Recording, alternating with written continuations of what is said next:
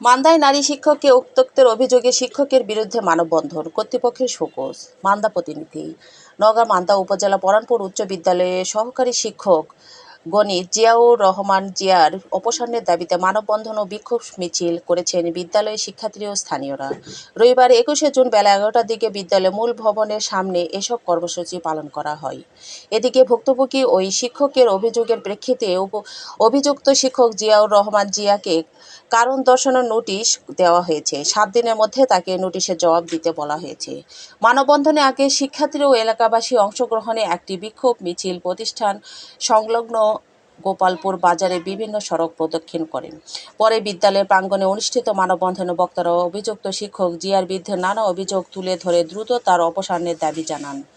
মানববন্ধনে বক্তারা অভিযোগ করেন, সহকারী শিক্ষক জিয়া দীর্ঘদিন ধরে বিদ্যালয়ের ছাত্রীদের বিভিন্নভাবে উত্ত্যক্ত করে আসছিলেন। সম্প্রতি তিনি বিদ্যালয়ের একজন নারী শিক্ষককেও কুপ্রস্তাব দেওয়া, উত্ত্যক্ত করা, যৌন হয়রানির মতো কর্মকাণ্ডে জড়িত হন বলে অভিযোগ ওঠে।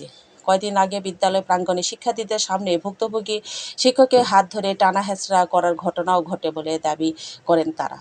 এই ঘটনায় ভুক্তভোগী শিক্ষক, উপজেলা নির্বাহী কর্মকর্তা ও বিদ্যালয়ের সভাপতি আক্তার জাহান সাথী এবং মান্দা থানায় লিখিত অভিযোগ দায়ের করেন।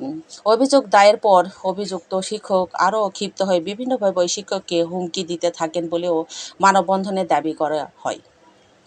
বিষয়টি এলাকায় জানাজানি হলে গত বৃহস্পতিবার 18 জুন স্থানীয় লোকজন, অভিভাবকেরা প্রতিবাদ করতে বিদ্যালয়ে যাওয়া এবং সংবাদে অভিযুক্ত শিক্ষক কৌশলে ছটকে পড়েন বলে অভিযোগ ওঠে। মানববন্ধনে অংশ নেওয়া শিক্ষার্থী, অভিভাবক, এলাকাবাসী অভিযুক্ত শিক্ষক জিয়ার বিরুদ্ধে বিভিন্ন স্লোগান দেয়। বক্তারা বলেন, অভিযুক্ত শিক্ষককে দ্রুত অপসারণ করে বিদ্যালয়ে সুষ্ঠু শিক্ষার পরিবেশ ফিরিয়ে আনতে হবে। এ বিষয়ে বক্তব্য জানতে অভিযুক্ত শিক্ষক জিয়ার মুঠোফোনে একাধিকবার যোগাযোগ করার চেষ্টা হলেও তাকে পাওয়া যায়নি। তবে ভুক্তভোগী শিক্ষক এই বিষয়ে কোনো মন্তব্য করতে রাজি হননি। বিদ্যালয়ের প্রধান শিক্ষক আব্দুল ওয়াহেদ জানান, উপজেলা নির্বাহী কর্মকর্তা ও বিদ্যালয় পরিচালনা কমিটির সভাপতির নির্দেশনায় অভিযুক্ত শিক্ষককে কারণ দর্শানোর নোটিশ দেওয়া হয়েছে। 7 দিনের মধ্যে তাকে জবাব দেওয়ার নির্দেশ দেওয়া হয়েছে।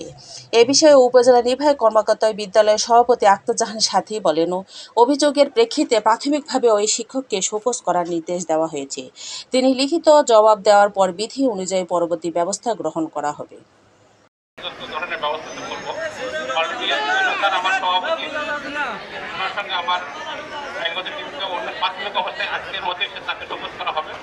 পরবর্তীতে আইনি প্রক্রিয়ায় তাকে সর্বোচ্চ যে শাস্তি সে বিষয়ে আমরা চেষ্টা করবো ইনশাল্লাহ।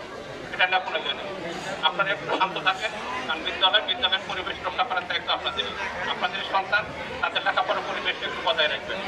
আর আইনি প্রক্রিয়া আমাদের যা যা করার আমরা করবো ইনশাল্লাহ, কারণ আপনাদের চাওয়ার থেকে আমাদের চাওয়ার ঠিক আছে। অতএব আপনারা কোনো বিশৃঙ্খলা না করে আপনারা আপনাদের দাবি করতে পারেন, কিন্তু আপনাদের দাবির সঙ্গে আমরা সহমত আছি। আমরা আইনি প্রক্রিয়া যা করা দরকার সেটা আমরা করবো।